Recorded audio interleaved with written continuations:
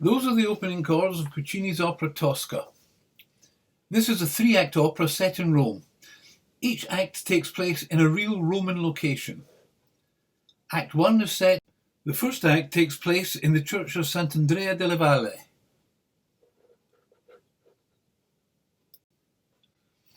Just round the corner to that is Palazzo Farnese, now the French embassy. And that is where the second act takes place. The third and last act takes place in the Castel Sant'Angelo, the subject of today's little chat. But why is Castel Sant'Angelo there?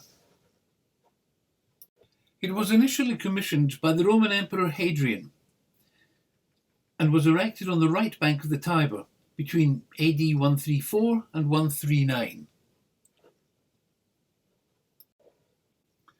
Hadrian, of course, is best known in Britain as the man who commissioned the Great Wall on the borders of England and Scotland, which still stands today.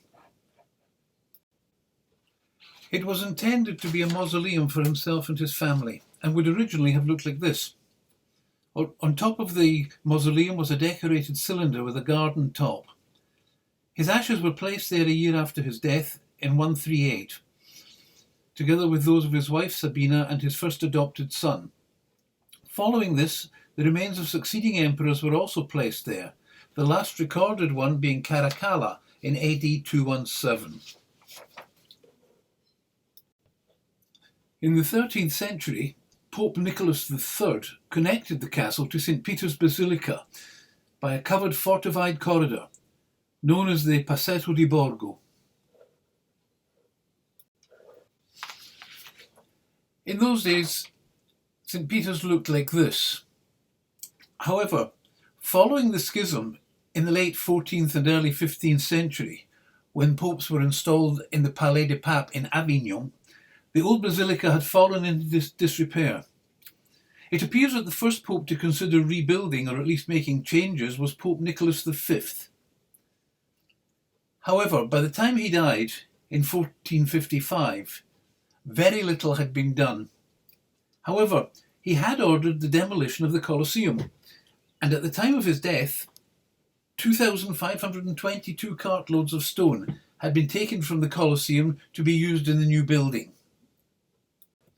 Building the new basilica went on during the 16th century, using the genius of artists such as Michelangelo, Bernini and Maderno. And towards the end of the century, we had the magnificent building we see today. However, back to Castel Sant'Angelo.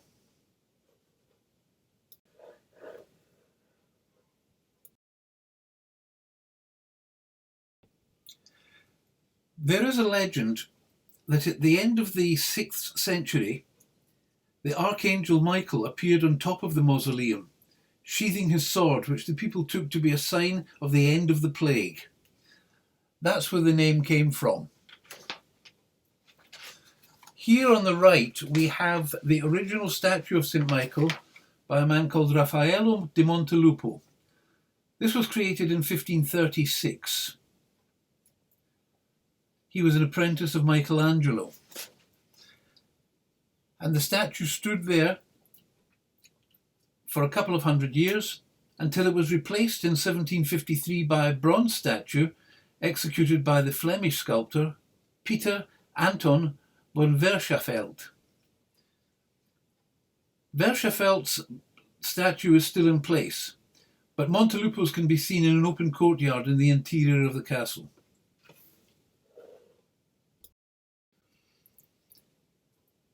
These are the panoramic views of Rome from the top of the castle walls.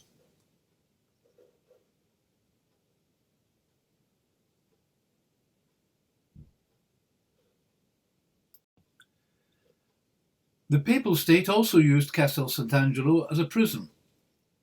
Here we have a contemporary drawing of the executioner giving a prisoner his last snuff before being shot.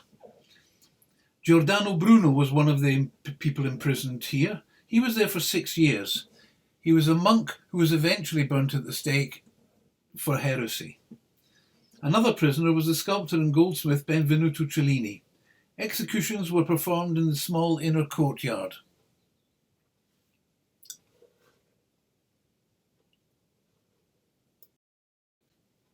And it was in this courtyard that the final scenes of Tosca take place, where Cavaradossi is executed and from where Tosca the heroine kills herself by leaping from the battlements.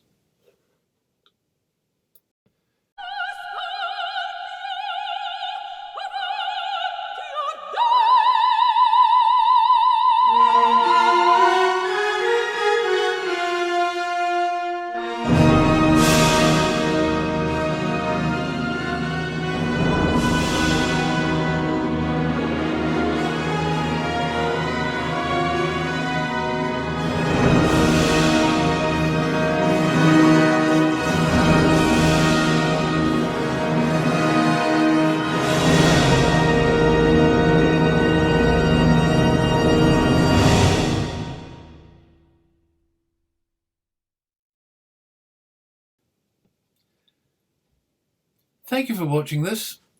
Come back again and see where my brain takes me next time. Bye bye for now. And where Tosca the heroine kills herself by throwing herself from the battlements.